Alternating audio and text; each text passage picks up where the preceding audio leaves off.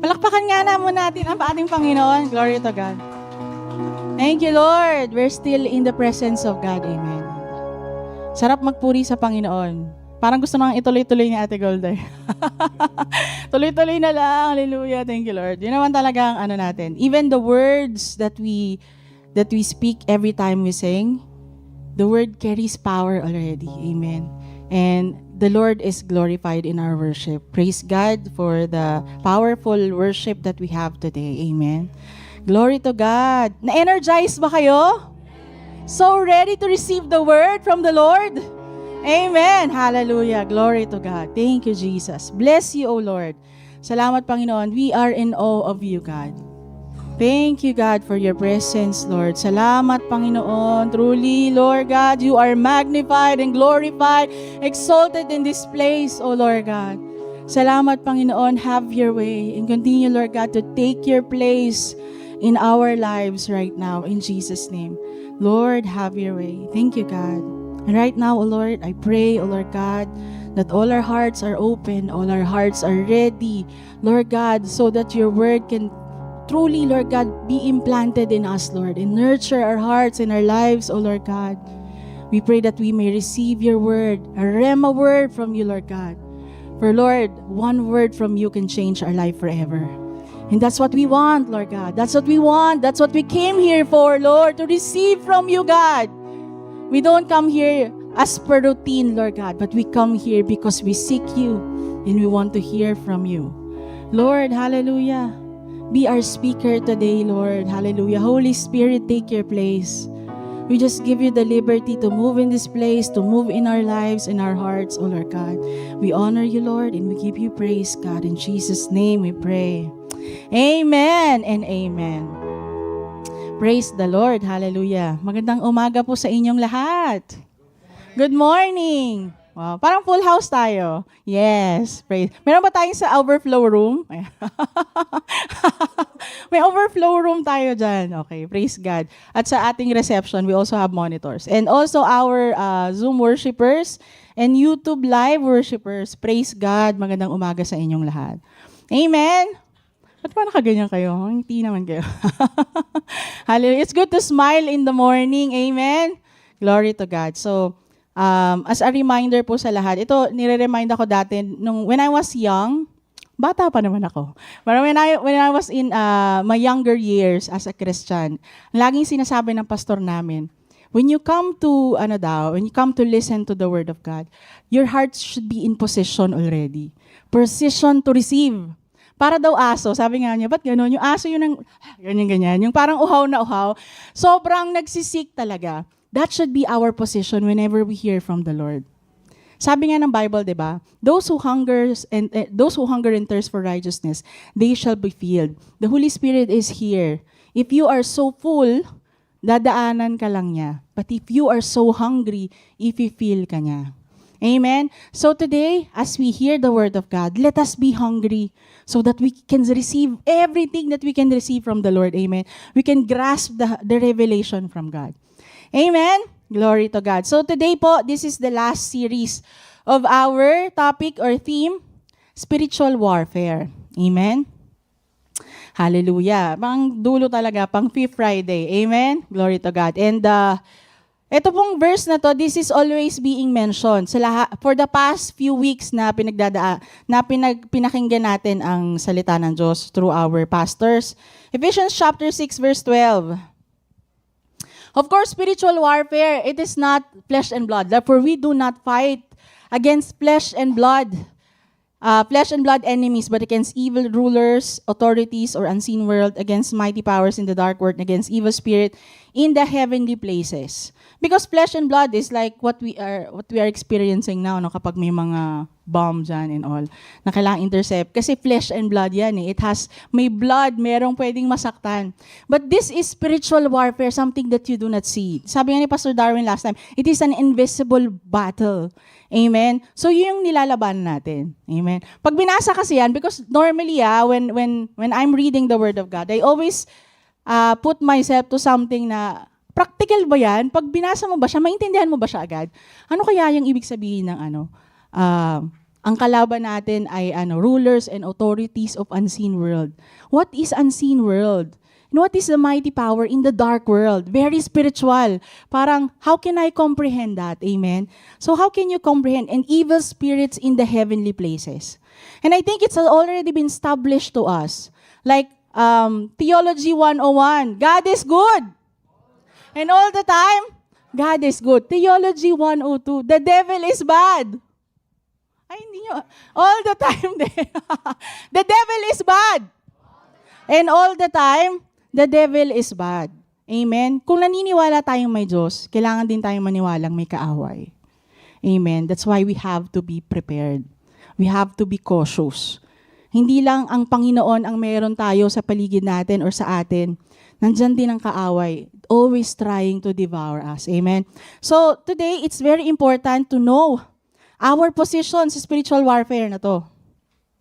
So now, how can we recognize the enemy? Okay. So we understand that our enemy is someone na hindi natin nakakita. So let's read from the Word of God. Just very pahapyaw lang to. Ano ba ang description ng enemy sa Bible? He is a deceiver. He is a liar.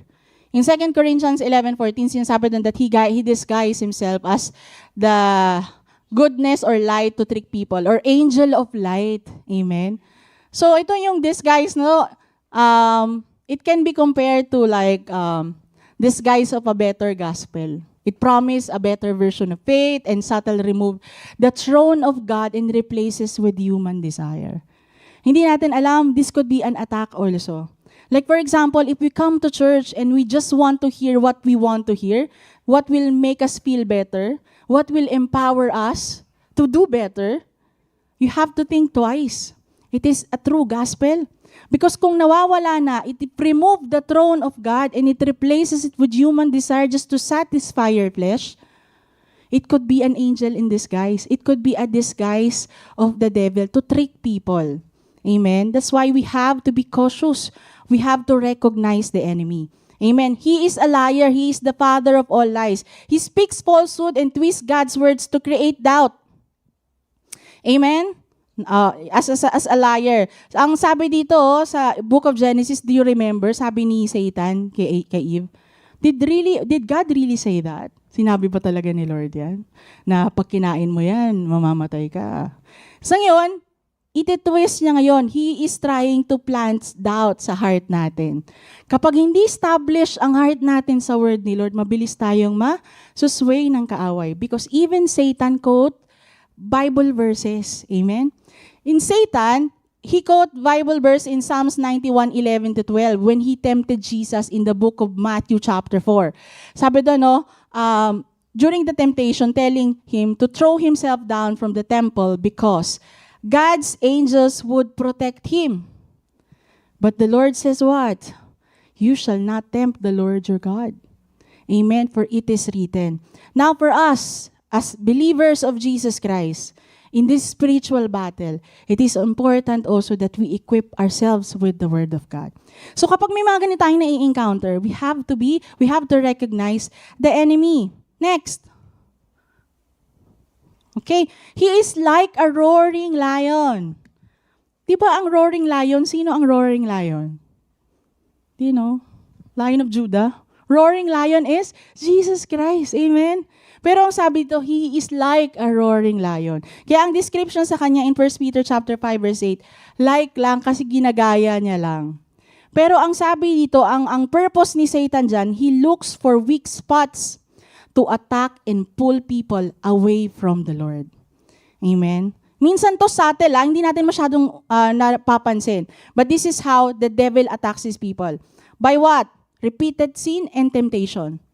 He is finding ways in our lives na mabilis kang ma-fall at paulit-ulit niya yung ibabalik sa'yo. Amen? Ano pa, yung pet peeves natin. Yung madalas nakakairita sa atin at nakakaanoy, yung yung mga pet peeves natin. Inis na inis ako sa mareklamo. Pag nagreklamo, ako personal yun. Parang pag nagreklamo, sige na, ako na. Parang, alam mo yung something nakaka-trigger sa'yo. So, the devil also knows that and he keeps on giving that to you. He also plants fears and doubts in our lives. and he is attacking our vulnerabilities. Amen. Why he is doing this? Of course, to weaken our faith, to pull us away from the Lord. Kasi pag inis ka na, bad trip ka na, tapos nagkasala ka na, guilty ka na, will you still come to church? Will you still lift up your hands and say hallelujah to God? What will be our response to that? Hindi na. You will isolate yourself. You feel so condemned. You feel so guilty. And that's what the devil wants. Amen. And I will give you some hint. Okay? Ito ay sekreto to. Wow. Trivia. Do you know that the devil, he cannot understand your thinking. Hindi niya alam ang iniisip mo. Pero binabasa ka niya sa kilos mo. Kaya alam niya kapag apektado ka.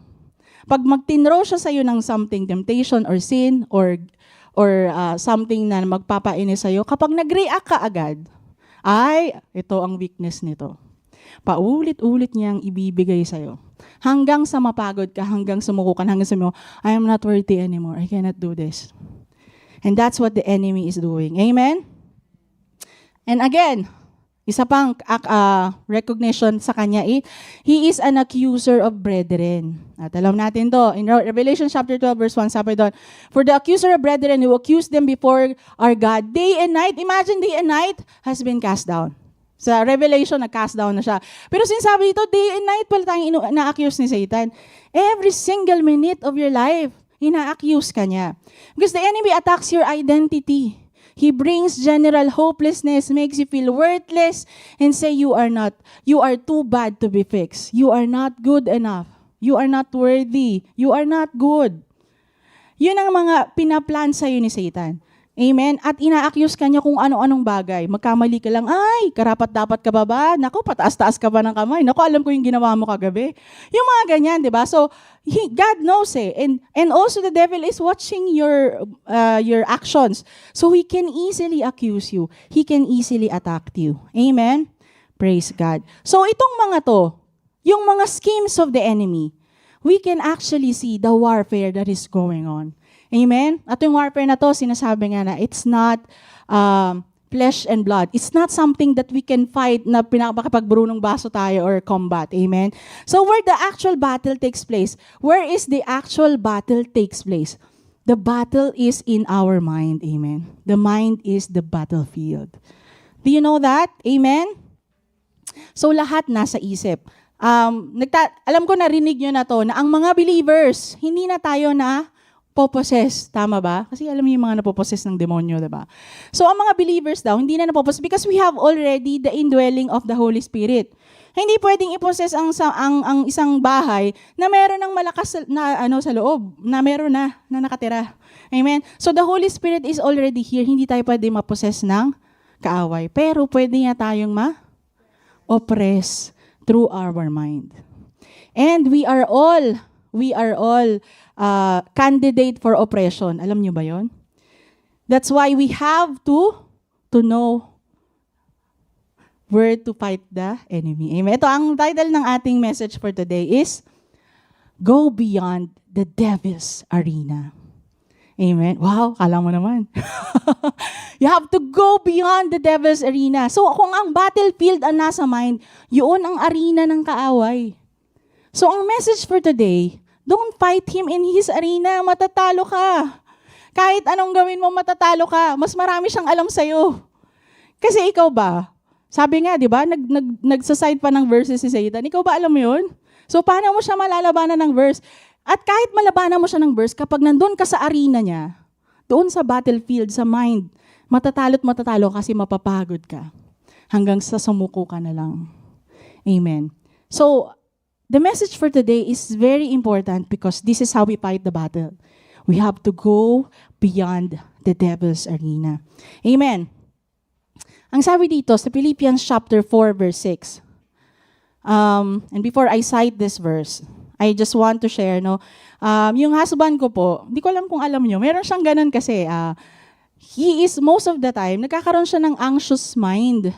Tapos, hindi yung kapalpitate, taas ng BP niya and all. There was one time, I brought him to emergency. May pumunta pa na ambulance. Tapos, lahat ng mga test niya, Okay, mataas lang ang BP niya. So what is causing his BP na mag-rise up ng ganon? Tapos chinek lahat nung ano niya, yung kidneys niya, yung mga creatinine niya, yung mga anik-anik niya.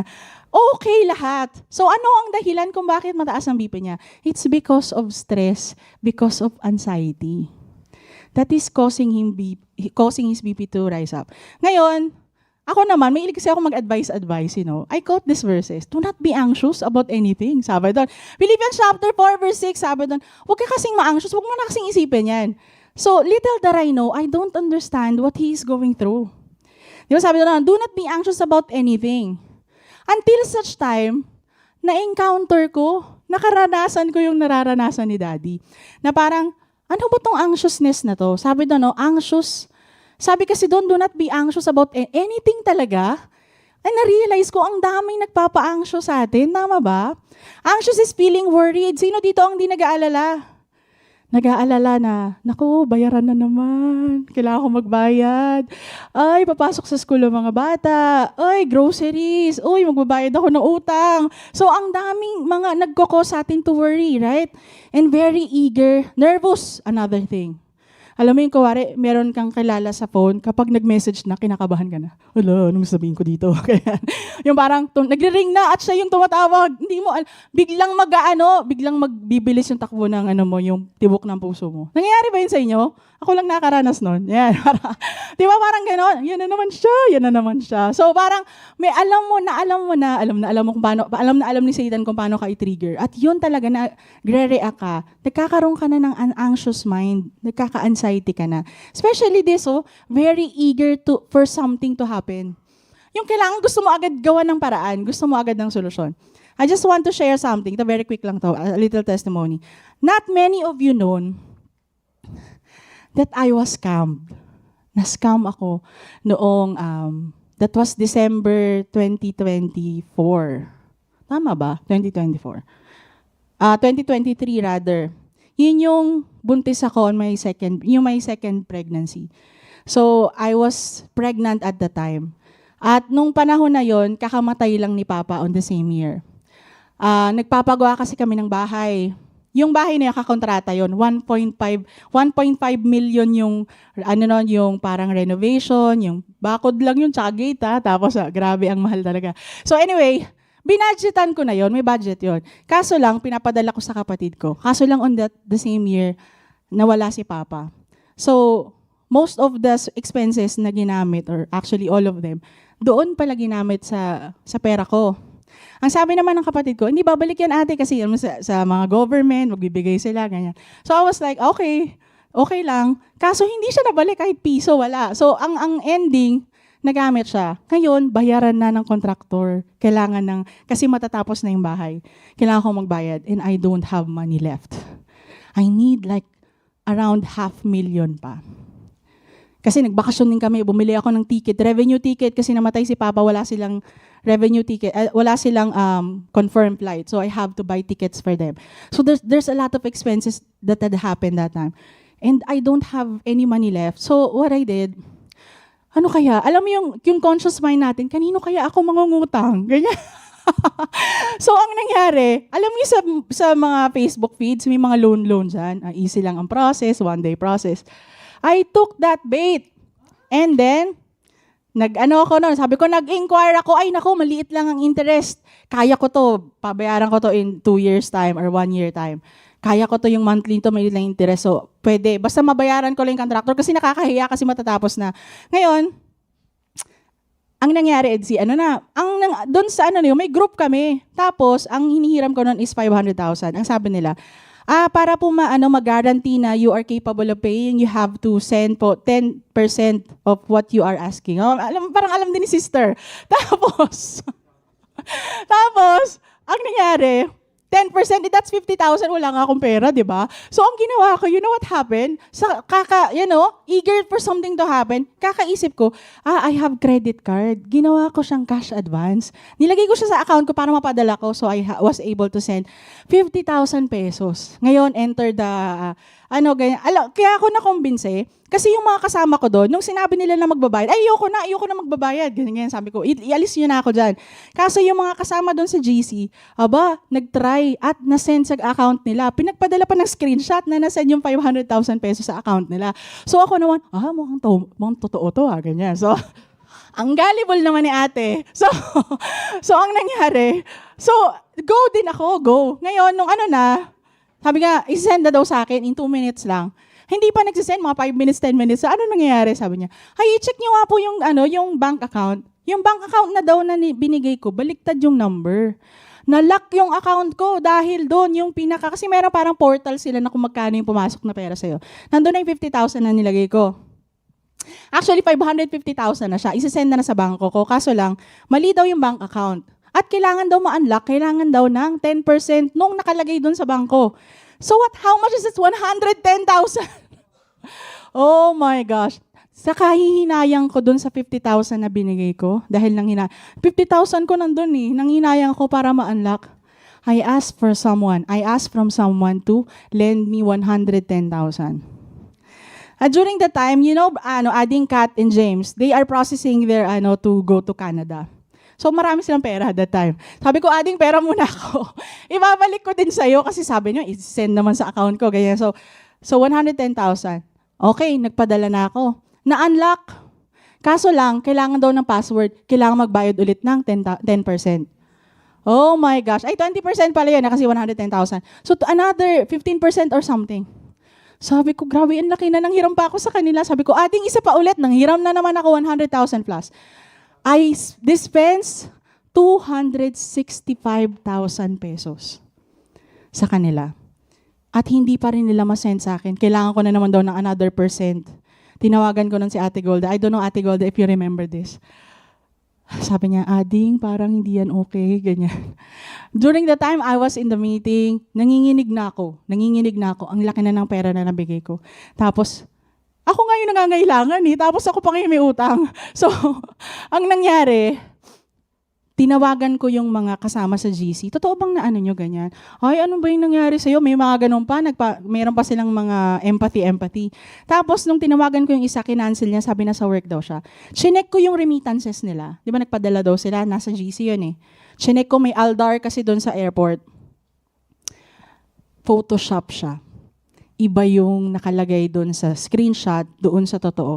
Actually, favor yun na binigyan ako ng copy ng Aldar exchange, ganyan. Nung grabe niya, parang akong anuhan ng malamig na tubig. Binusa naman. Parang gusto kong mag-crash at gusto kong ma-meltdown. And yung mga ginagawa kong mga anik-anik na yun, walang alam si daddy doon. Hindi niya alam. Kaya alam na niya. Grabe talaga. Hindi, nung time lang na yon. So eventually sinabi ko din. Alam niyo ba, grabe. Ngayon naaalala ko, nanginginig pa rin ako kung gano'n siya kagrabe talaga. Tapos, parang in short, so, una nilaban ko pa, tumawag ako cybersecurity sa NBI, sa mga anik-anik dito sa embassy. So parang, wala na.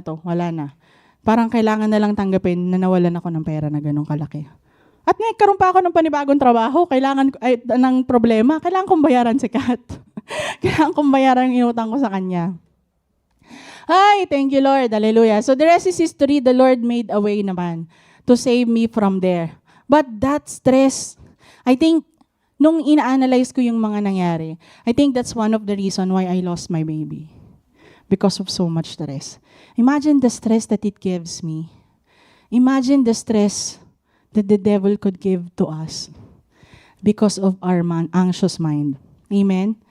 Yung anxious mind na yun, it can trigger in everything. Kung ano yung pinaka-weakness mo, once na natira ka ng kaaway dyan, it affects your decision. Para kung di Kristiyano, ganun ako talaga mabilis maloko. Tapos, walang wisdom. Kasi nga, you're always thinking, what else do I need to do? You always want solutions, ganyan. Ngayon, ay sabihin, kasi meron pang hangover ng mga pangyayari. So ito yung something na we are eager to do something. We are feeling anxious. Amen. And sabi dito, do not be anxious of anything daw. Sabi ni Lord, do not be anxious about anything. So sabi ko, God, how can that be possible? Paano posible na hindi tayo ma-anxious sa mga bagay? Ang daming pwedeng mag-cause ng anxiousness natin. Amen. And this is the message today. If we go beyond devil's arena, it means we shift from a model of survival. Kasi pag survival, nakikipaglaban kayo. You're struggling just to survive. To a model of dominion, structure, and alignment. Amen. This is something big, and I want everybody to grasp the revelation about this, because I know this is something big. Kung matututunan natin to, I'm not saying this because kuwang-kuha ko na siya, but the Lord reminded me about this. Meron palang paraan para labanan ng kaaway. Amen. And we have to go beyond the devil's arena. Amen. And today we are going to discuss about, familiar kayo sa 4Ps? 4Ps. Hindi tayo sa government, joke lang. Pero ito 4Ps, para madaling tandaan. Okay, 4Ps, structure. First P natin. First P is pinpoint. Amen. Identify your battle. And then alam natin, if we're talking about mind, we're talking about mental health. Kumusta ba ang mental health natin? Ito very emerging condition and illness. Kahit sa trabaho namin, anong mga topics? Taga-safety kasi ako eh. So, usually safety topics. Ngayon, mental health ang topic. Mental health talaga. And this is so interesting. According to studies, nearly 1.2 billion people globally live with a mental health condition. Imagine 1 out of 7 people merong mental health condition. And over the past decade, anxiety increased by 158% and depression increased by 131%.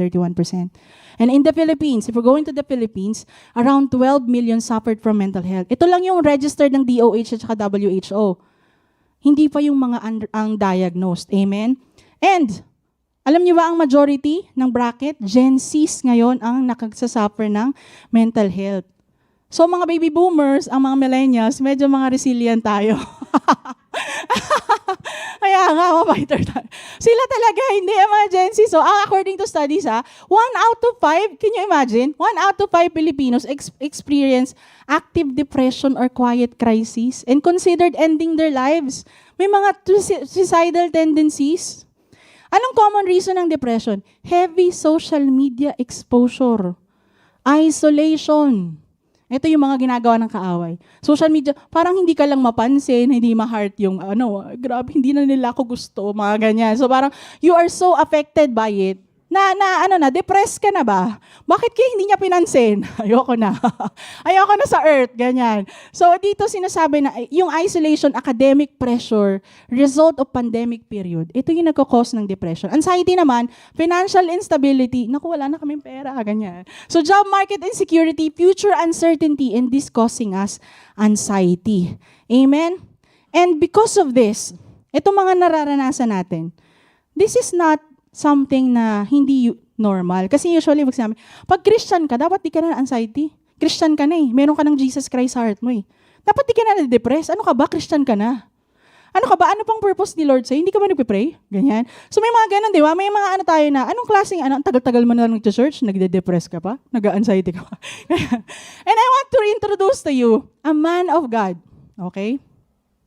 A man of God, his name is Heman. Ito, parang nag-usap kami nito ni Brother Darwin, sinasabi na, maganda yung pag-i-introduce mo sa Diyos, yung someone na hindi talaga masyadong sikat. Ayan. Si Heman po, siya yung nagsulat ng Psalms 88. He is a man of God. And you know, there is only 2 chapters in the book of Psalms na hindi nag-ending ng masaya.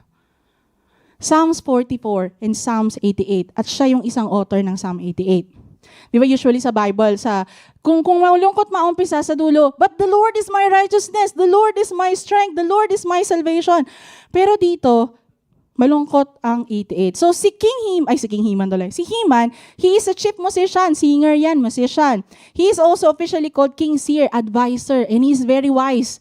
In 1 Kings 4:31, he is wiser. Ito si Solomon, he is compared to these people. Kapag matalino ka and you want to prove na matalino ka, i-compare ka sa matatalino, tama? So dito, he is wiser than any other man, wiser than Ethan, the Israelite, wiser than Heman. Okay? So he's a wise person. And he's also a committed parent. He is a father of 14 sons and 3 daughters. Grabe, ang dami niyang anak. So yan. Pero siya ang nagsulat ng, ba't ang bilis ng oras?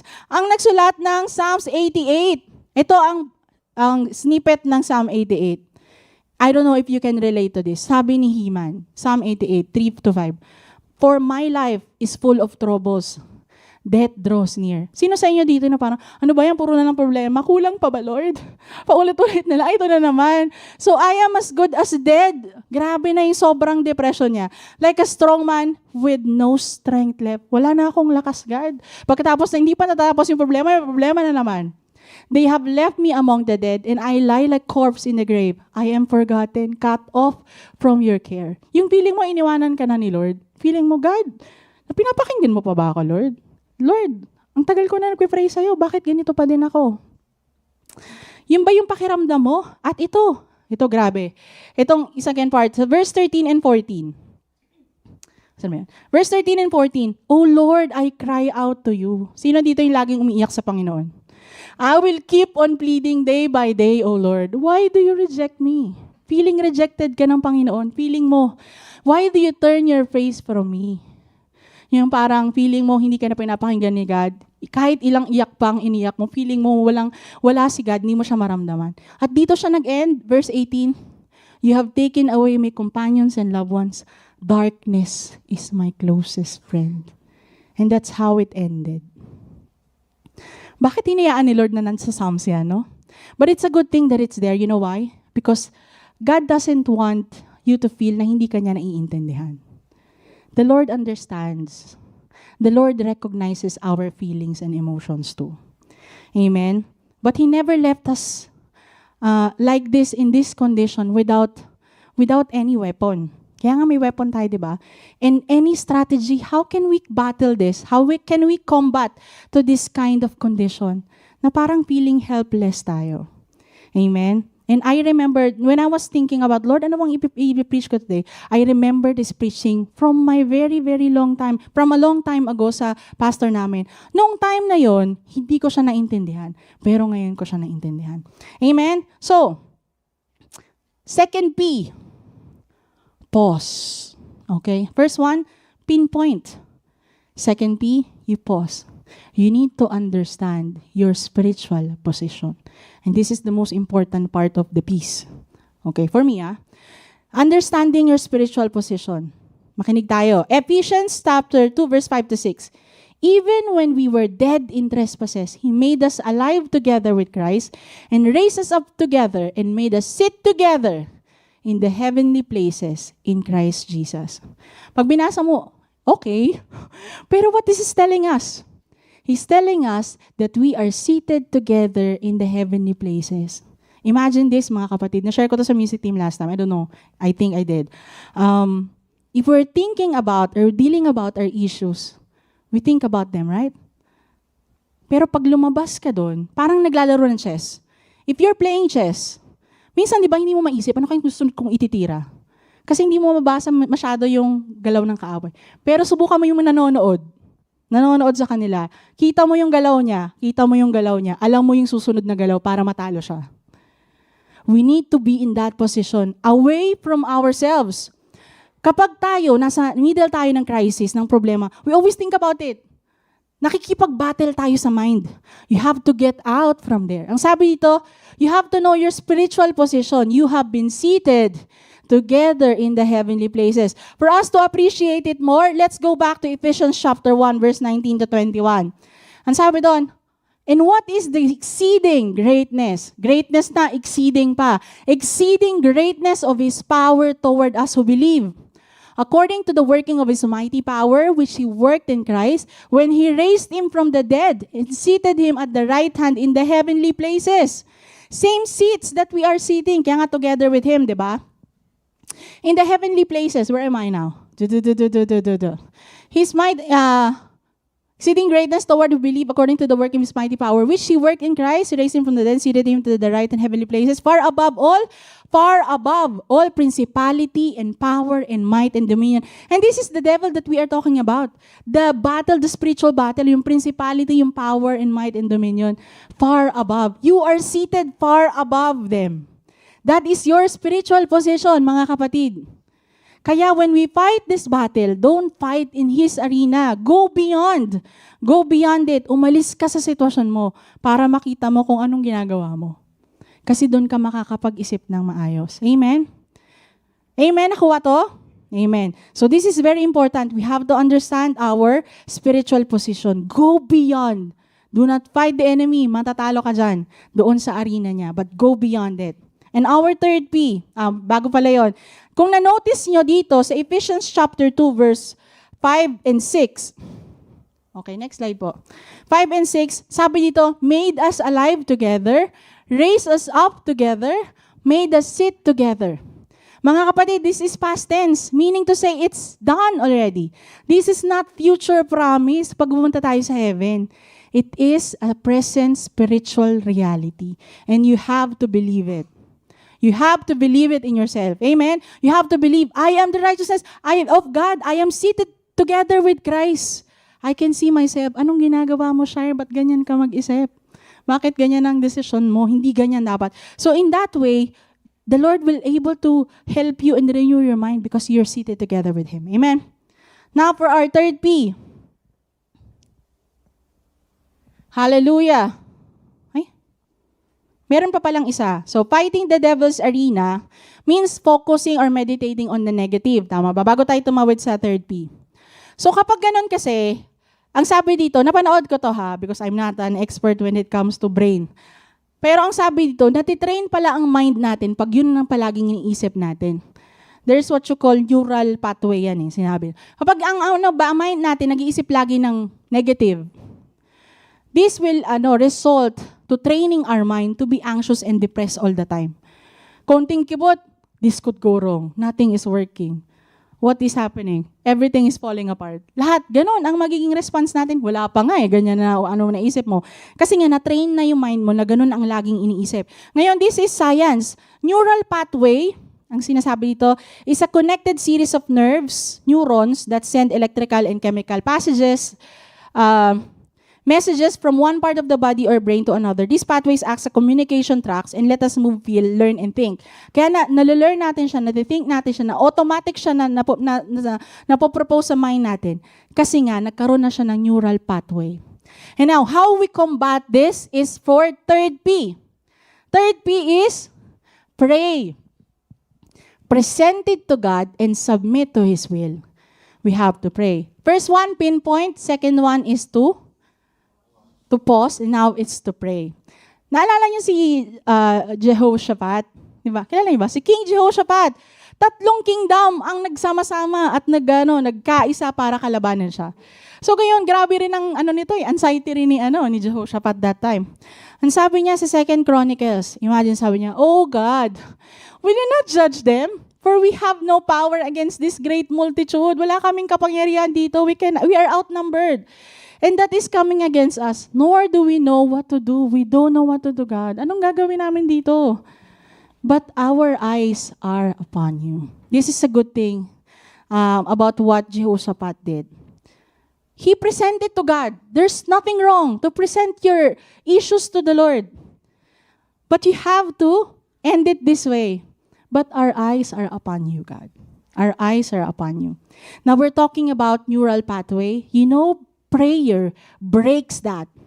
If you have consistent thinking, there's a neural pathway already of anxiety and depression. You can combat it and break the cycle by prayer.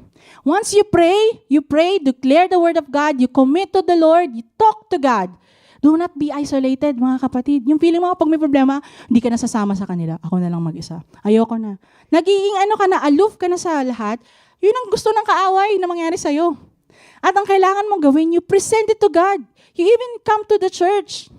Because people will help you strengthen your faith. Sinasabi dito na, when you pray, you also create neural pathway. Neural pathway, kapag the more we pray and declare the words of God, it breaks the cycle caused by the neural pathway of negativity and replaces them by the neural pathway of faith, hope, and love that the Lord has given to you. And these things will strengthen you and will break that. Amen? Hallelujah. Naniwala ba kayo doon? Amen? So this is something not overnight. Sabi dito, constant. If you keep on praying and submitting it to God, believing the Lord, and submitting to His will, this will break that pattern. Amen. And this is where I understand Romans 12 verse 2. Sabi dito, do not be conformed to this world, but be transformed by the renewing of your mind. The common people, what they do, they will fight it. They will struggle with it. They will survive just to prove that they're right. But here, we have to renew our mind. That you may prove what is good and acceptable and perfect will of God. Kailangan mag-iba tayo ng isip. Hindi tayo katulad ng iba mag-isip. Because we have to have the mind of Christ. Amen? And after you pray, fourth P, praise. We praise before you see the victory. If you're experiencing anxiety, depression, kahit ano pang mga health conditions or mental health condition, most of the time, not saying na hindi lahat most of the time, ang hirap mag-pray ang hirap mag-praise pala, ang hirap mag-worship. Ang lungkot-lungkot ko nga, mag-praise pa. Ano ako makakapagpalakbak ng kamay, makataas ng kamay, ganyan. So, pero sinasabi dito, you have to praise before you see the victory. We know from the past, we are saying that we are fighting from victory, and that's true. But you haven't seen it yet. Though it's already true, you are fighting from victory. But how will you stand on victory? Amen? Sabi doon, you have to praise. In 2 Chronicles, still, the story of Jehoshaphat. Sabi ni Jahaziel, listen, King Jehoshaphat, and all who live in Judah and Jerusalem. This is what the Lord says to you. Do not be afraid or discouraged because of this vast army. For the battle is not yours, but God's. Amen. Putting that in our mind all the time na itong battle na to, it's not yours. Huwag mong angkinin. Huwag kang bida-bida. Huwag kang Superman, superhero. Kay Lord to, ibigay mo to sa Kanya. Amen? Bigay mo to sa Kanya. Actually, mas nag-glorify si Lord pag binibigay mo sa Kanya. Bigay mo na. Di ba? Ibigay mo na kay Lord. Hallelujah. So, ibigay natin sa Panginoon. At sabi sa 2 Chronicles 20:21-22, after consulting the people, Jehoshaphat appointed men to sing to the Lord and praise Him to the splendor. Imagine this scenario, makikipaglaban ka sa gera. Ang nasa unahan, mga singer. O, diba? Anong panaramdaman ng mga singer natin? Puro mga may sila, may mga armor sila at meron silang mga sword. Tapos kayo may mga gitara. May gitara, may drums, may keyboard, tapos may mga kumakanta, diba? Imagine what they feel at the time. Wala namang sinabi si Lord na, alam natin ang story nito, right?